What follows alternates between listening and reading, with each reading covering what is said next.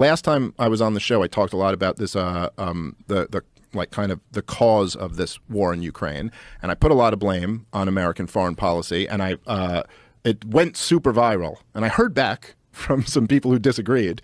But the funny thing about it is that it's not like when I was talking about like NATO expansion and how much of a provocation this was to the Russians. When you were talking about like the good people in government, it's not like it's just kooks or, you know, crazy libertarians like me. It's not just like Ron Paul and Noam Chomsky and Pat Buchanan, like the outsiders who were all against NATO expansion.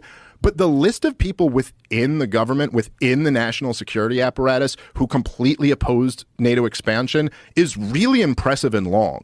There's a lot of like really wise people within the government who were completely against NATO expansion in the 90s when it first started.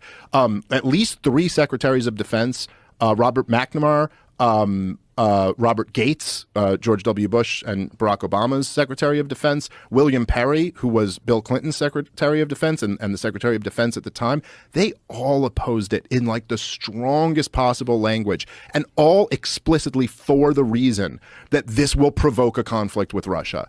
And they were like, George Kennan, who was the founder of the containment strategy, the old school Cold Warrior. There's this great interview he gave with Thomas Friedman from the New York Times. You can find it online. And it's in the 90s when they're doing the first round of NATO expansion. And he is like furious. Like his anger comes through the page when you're reading it. Because he's like, what are you guys doing? We won the Cold War. We won. And now you're picking a fight with Russia. And this isn't Vladimir Putin's Russia. This was Boris Yeltsin, you know? And he's like, these aren't the Soviets. These aren't the communists. These are the heroes who overthrew them. Why are we picking a fight with them? And he was a Cold Warrior. He was like, you're throwing away my life's work. And he said, and this was a really, you know, a crazy prediction, really ominous. He said, the people who are advocating expanding NATO are going to continue advocating expanding it and expanding it and expanding it. And then there will be a Russian reaction. And then when there's the Russian reaction, they're going to say, see, that's proof that we have to keep expanding it. And damn, if he wasn't right. If he wasn't right about that.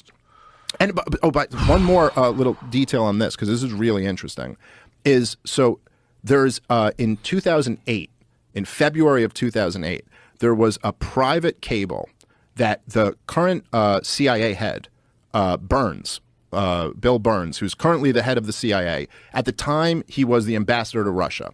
And so he sent a private message to Condoleezza Rice, who was the Secretary of State at the time. And the only reason we know about this is because of the heroic Julian Assange dumped this. So this was not for the public.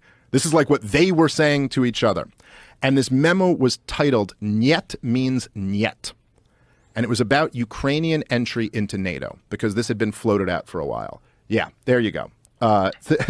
Basically, the whole piece is the current CIA director telling Condoleezza Rice that this, and he's saying it in diplomatic language. Read it for us. So he says, Ukraine and Georgia's NATO aspirations not only touch a raw nerve in Russia, they engender serious concerns about the consequences for stability in the region. Not only does Russia perceive encirclement and efforts to undermine Russia's influence in the region, but it also fears unpredictable and uncontrolled consequences, which would seriously affect Russian security interests. Experts tell us that Russia is particularly worried that the strong divisions in Ukraine over NATO membership, with much of the ethnic Russian community against membership, could lead to a major split involving violence or at worst civil war. In that eventuality, Russia would have to decide whether to intervene, a decision Russia does not want to have to face. So there's another memo that comes out later that year where he says, and it's a really interesting thing where he said, Ukrainian entry into NATO is the brightest of all red lines. And Burns says to Condoleezza Rice, again, not to the American public, just to let the Secretary of State know, like, this is what I'm saying. He goes, I've spoken to everyone over here.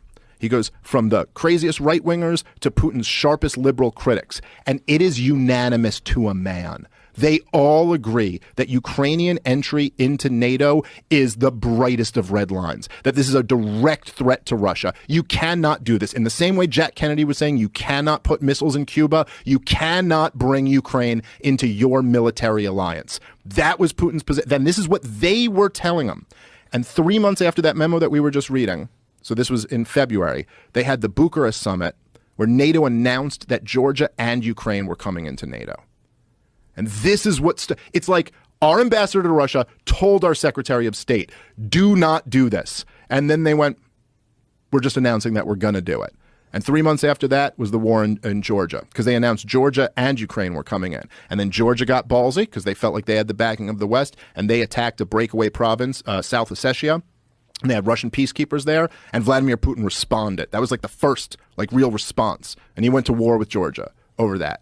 And then, like the stuff we talked about last time is when in 2014, when there was the coup backed by the West in Ukraine. It's what I like about these segments too is people can argue with this, because I know there are people arguing with me. The last time I was here, if you remember, we played the video of Gideon Rose just bragging about this. And he was like, dude, it's not me.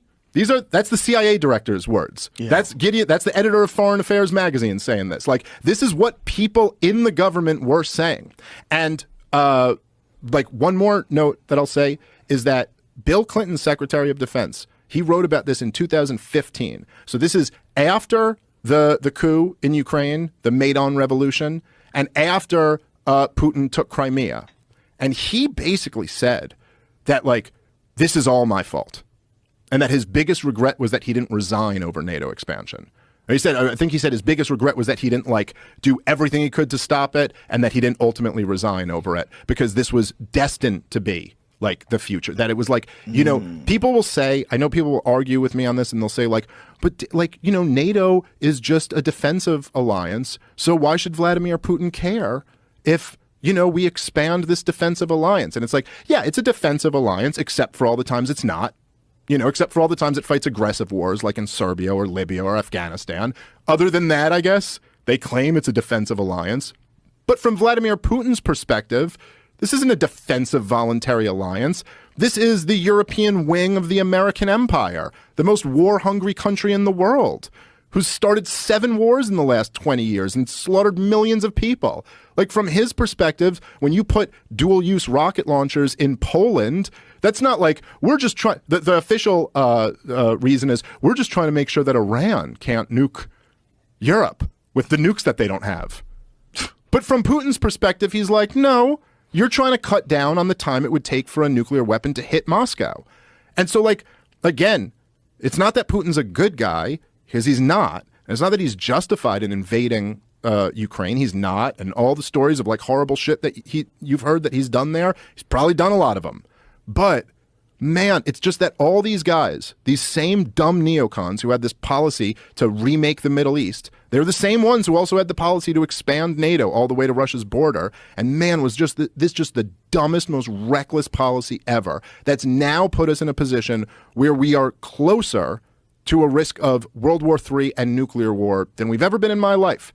And for what? For what? To make sure that the Donbass region is ruled by Kiev rather than Moscow? Is that really worth it? Jesus Christ.